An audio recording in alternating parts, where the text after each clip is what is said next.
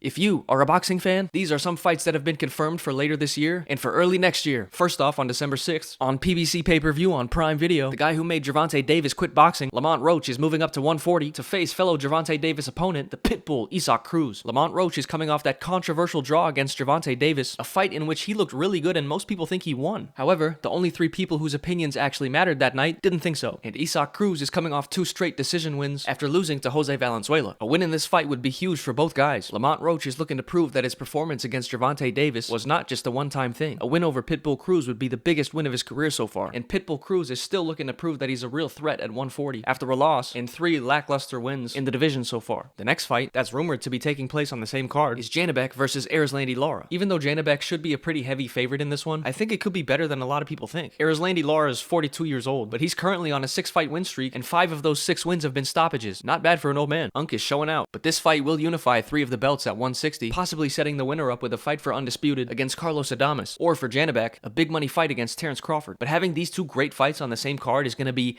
peak. There's some great cards to close the year out. But moving into next year, one of the first fights confirmed for 2026, on January 10th in New York City, we have Subriel Matias versus Dalton Smith. I haven't really seen as many people talking about this one as much as some of the other fights, and that's most likely because Matias and Dalton Smith aren't really as well known as some of the bigger names at 140, but this one has the potential to be pretty interesting. There was a time not too long ago when Matias was one of the most feared guys at 140, but lots of that aura has diminished by now, especially after his loss to Liam Paro. But Dalton Smith is coming into this fight undefeated, although not against very high-level competition. The only good win that he has on his record so far is a 5th-round stoppage of Jose Zepeda. This should be the toughest fight of Dalton Smith's career by far, and if he can pull it off, that should set him up to be one of the top guys in the division. But it will be a tough ask, because Subriel Matias is still very dangerous. But those are some fights that have been confirmed for the coming months. Let me know in the comments what you guys think, and which upcoming fights are you most excited for.